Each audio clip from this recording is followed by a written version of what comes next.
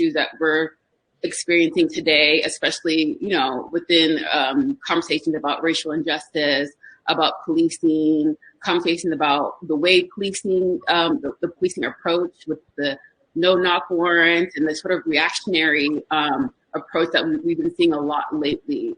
So Antoine, I want to start with you. Can you sort of talk about how this project came together and then how it landed at Quibi? I believe in 2018, there's a young executive at my office named Michael Callis. He got it for me to read. They read it as a sample to make as a movie, for me to direct it as a film. And at the time, I think when I read it, Ice Cube's company was, I believe, had the rights to it. So then after that lapsed, I got the rights to it. And, you know, I was going to make it as a feature. That's how it came to me. Through my it took a while to put together. How did Quibi come into everything? Around the same time, Jeffrey Katzenberg wanted to have a meeting to talk about Quibi. I never heard anything about it until I sat down with Jeffrey, and he explained to me what Quibi was and the opportunity that it presented, you know, as a businessman and filmmaker. And now, you know, Jeffrey Katzenberg calls you, you know, you kind of show up, right? Yeah. Yeah, so we had a great meeting, and Jeffrey said he'll come back to me when it's all ready to roll. And maybe a year later, he came back and said, "You got anything?" And we sent him FreeRayshawn, and he called me up the next day and said, "Let's do it." And did anything about this change when you went from it being a feature or conceptualized as a feature to it being the short form 15-episode narrative? Yeah, because it was written in Mark, the writer, wrote it in a feature.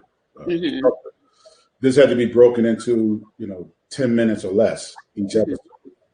And so we had to restructure some scenes in order to make that work as an arc, you know, beginning for each episode.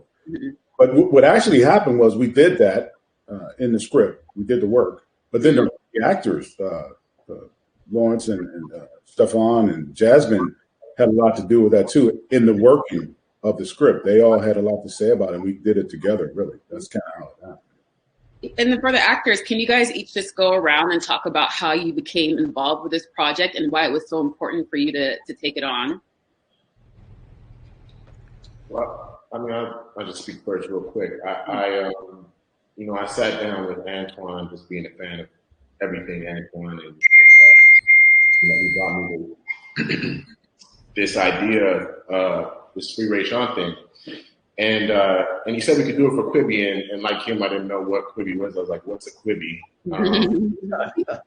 So you know, nerve-wracking, but at its core, you know, it seemed like a story that was so important, so striking, so timely, so relevant, and I pride myself on doing things, you know, that speak to society, that speak to life.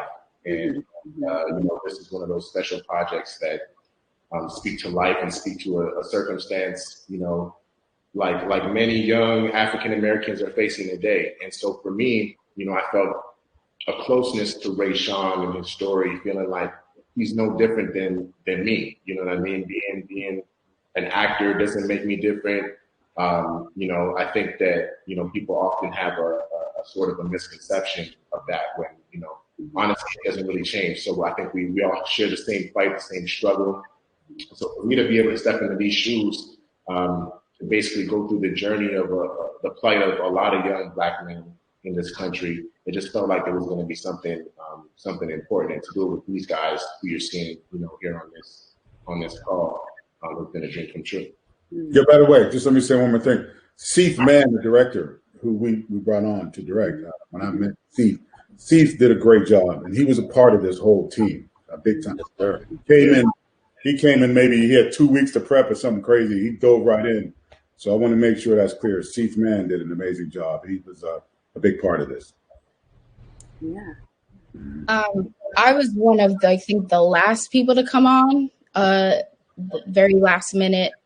And I immediately read the script and fell in love with the script, and everybody that's, you know, in this call was attached already, and I was so excited to work with all three of them and Seath as well.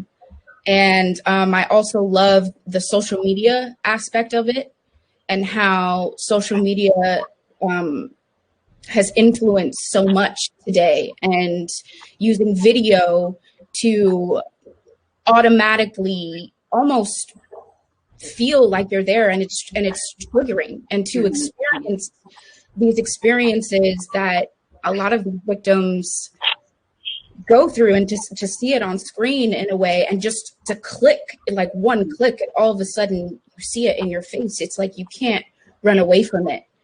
And the way Stefan's character kind of uses social media to gather an army around him to help him within like less than 24 hours, I thought that's not really been done before. And as soon as I got there, like Antoine said, it was a very collaborative sort of energy. And, you know, kind of even Taisha, the role, like expanded after one day of just even going into even having that meeting after that first read through, I think. And we had that meeting, and immediately there was like a lot of changes. So it was really dope to kind of have that collaborative experience, and everybody was like very, very hands-on deck, and we worked very, very fast to really get some beautiful work done.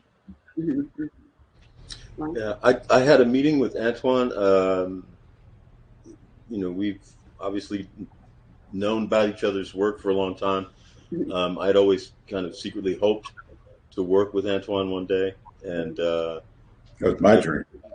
The piece itself, I was struck by a couple of things. To add to what you said, Jasmine, about the social media component, the way in which Rayshawn uses social media to give, to tell his side of the story. I mean, we've seen these kind of stories before where, you know, people of color are in conflict with police, but the lens is always kind of either from their perspective or it's outside of the person's experience who's actually going through it. This story brings you right inside of Rayshawn's perspective and the perspective of his wife and his child, which is a completely new lens to look at this kind of story through. And I was also excited by this new thing, this Quippy idea. In conversations that I've been having with my friends over like the last, certainly like 7 years, we've always wondered about, you know, how this kind of delivery system was going to come about. We always thought that like whoever figures out how to tell stories quickly, efficiently, dynamically, and dramatically using these new devices that we all have is really the person that's going to be ahead of the curve. And evidently, you know, Katzenberg is that guy. It was just a matter of time. So to be involved in sort of like, you know, the very beginnings of this new kind of storytelling was also an exciting thing for me. Was it any different for any of you guys? I mean, you guys have done TV and film and those formats. Was this format, the short form format, was that any different for you in terms of how you approach your characters or approach filming or anything like that? No, not for me. I mean, we essentially shot this like you'd shoot any feature film.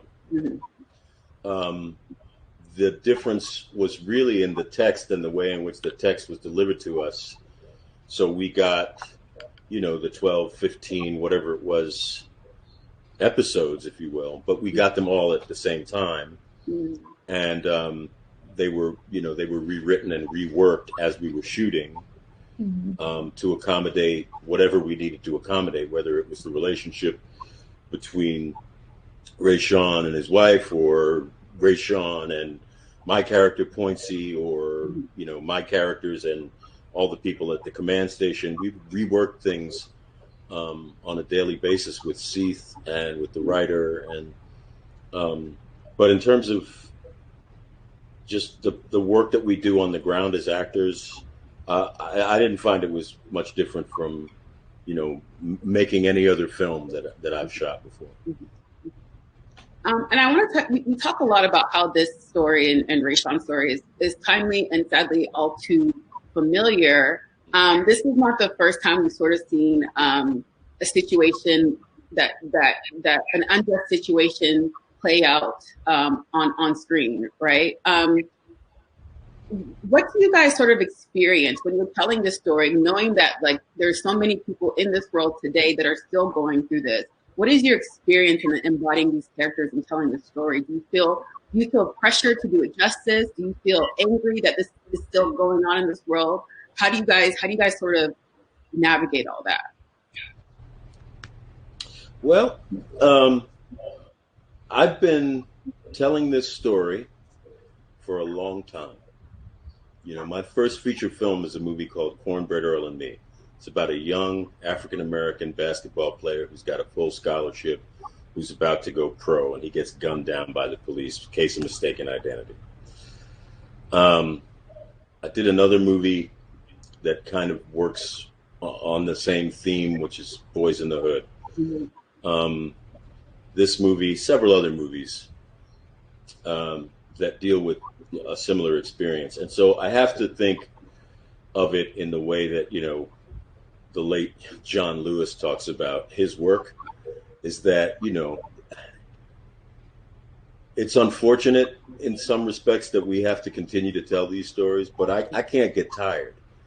You know what I mean? We can't get tired as artists. If this is the society that we are living in, and this is one of the ills of the society that we live in that is prevalent in that society, we have a responsibility and an obligation as artists to tell that story, to illuminate it, to try in some way to remind people of their own humanity and all of us are human beings, to really kind of, demonstrate, if we can, the best of our humanity. So I'm not tired. I can't get tired. I understand that it's, on one hand, it's sad that we have to tell these stories, but we have to tell them. In order for things to change, we have to talk about this stuff. So telling these stories helps people engage in dialogue, and then we've done our job. That's right. Yeah, 100%. Just to piggyback off of that, I think it's important work. Like I said, sometimes you get a chance to do a job for money or for fame, and then other times you're just doing things because it's important. Like it's purely a message that you want to be relayed to the world. And for me, again, art that speaks to society, art that speaks to life. Time and time again, we constantly see situations where African Americans have fallen victim to a system, a justice system that's supposed to be put in place to protect them, but constantly fails them. And so when you start to uncover the systemic reasons why that is the way it is, only then can you start to really talk about real change. And right. So that's why we make the art that we do. You know what I mean? I've been acting for like a fraction of what Lawrence has been acting for, and I've told this story before. In a movie a couple years ago, Feel She Could Talk.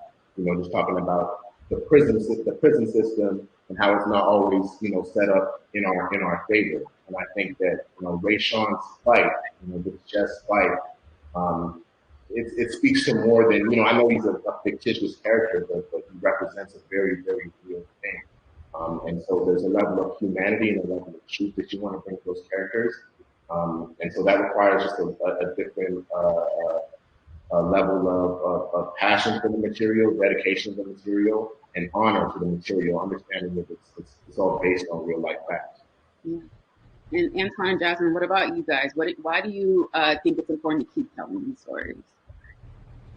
Well, I also think it's our job to bring the emotion and to open the eyes to people that have, might not have friends that have experienced this before, or, hear it on the news, and then they watch something like this and then they see the emotion, how it breaks down people's families, you know, how it ruins people for life. And it's literally like a little like keyhole. You know, what we can do as artists is to bring to people a little keyhole and emotion and the reality of how it can go down and the emotion that comes into that. And that's how people can relate. You know, we bring life to these people to tell them these stories. And a lot of the times when people understand the emotion, that is how also that they can relate and understand a story. And I think that is the most important thing that we can do and to continue to do as artists for people to understand what the heck is going on in America right now. Yeah. You know, for me, it's as a filmmaker, you know, it's interesting because you read it for the first time to be entertained, right? That's our job. You read it to see if it's a good story, does it hold you, is it exciting, right? And then, of course, as just a citizen, just as a human being, and then being a Black man on top of that, then it takes on a different meaning because you're talking about a culture, an American culture, not just L.A. or New Orleans, or, you know, you're talking about a culture that's, and it's not necessarily corruption as much as it's like a disease. You know what I mean? It's something that spreads, and once that thing spreads, it's hard to cure that thing, right? And so a story like this, you tell them over and over again until we can cure the disease. Yeah. And that's why you got to keep telling these stories until it's cured, until we're healed. We got to keep telling these stories. Yeah. And as I mentioned before, this is not the first time that we've seen something like this. Like I said, some type of injustice play out on screen. But I don't know about you guys, and I would like to get your take on this. It seems like sort of following the killing of George Floyd, it seems like there was a different, I guess, response to it than I've seen before. It appears that people are now sort of understanding what Black people have been saying for a long time, and you kind of see these companies like Nike and a lot of people sort of getting on board with Black Lives Matter and what the meaning behind it is. Do you guys see meaningful change coming to the industry following all these events? Do you guys think that this is going to lead to something positive? And when it comes to our discussions about racial injustice and diversity and inclusion, do you guys see that happening, really taking flight in the industry? Well, I have to say, as you asked that question, I feel as if the story of FreeRayshawn is very much the story of George Floyd, God rest his soul. Rayshawn uses the phone to show people what's happening to him. People used their phones to show the world what was happening to George as he lost his life. So their stories are the same story. I think what's different in this instance, even though we've seen this kind of thing before, is that there are more people now. They have had sort of an awakening as to the reality of what Black life can be in this country. And it has really, really sparked a fire. It's lit a fire under a lot of people, and I think that's a really good thing. And any changes that come out of it that are for the better will be great. We also have to remember that there are forces that don't want to see these kind of changes, the kind of changes that we have been asking for. There are forces that don't want those changes to happen. And those forces are at work, which is another reason why we have to continue telling these stories and why it's important that people have been out protesting and companies like Nike have been, implementing change. The real change, I think the best agent of change that we have at this moment will be our vote in this upcoming election. and that we have to remember that as important as this moment is and as significant as it is, that this is it's a long game.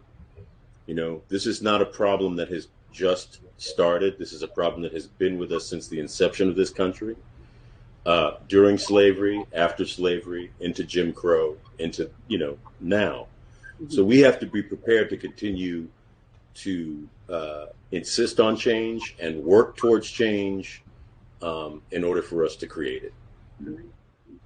And then lastly, Antoine, I want to end on you. Do you hope people take away from seeing this, from seeing FreeRayshawn? I'm sorry, you broke up. Say it again, please.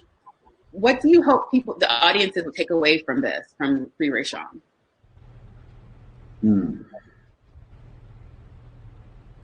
Well, first, I hope they're entertained.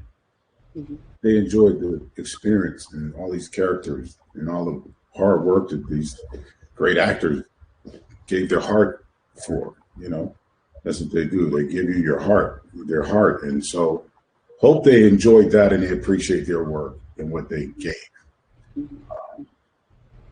As a message in a movie, I try not to say what you should walk away with. I don't think, you know, that's my place to do, because movies are made over and over and over, and everybody has different prejudices and visions.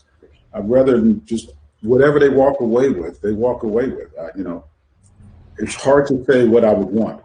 What I would want them to feel is to be angry or upset or disturbed by the outcome, because that's real. That happens, as we've seen many times. But so I think that's what I'm going to feel: the anger and the pain and the sadness we feel. But as far as the message, you take away whatever you take away. You know, I hope you enjoy the work. That's it. That's great. That's a great way to end it. Thank you guys so much for doing this. Congrats. Congrats on the recognition. Thank you. Thank you. Yeah. Great job, everyone.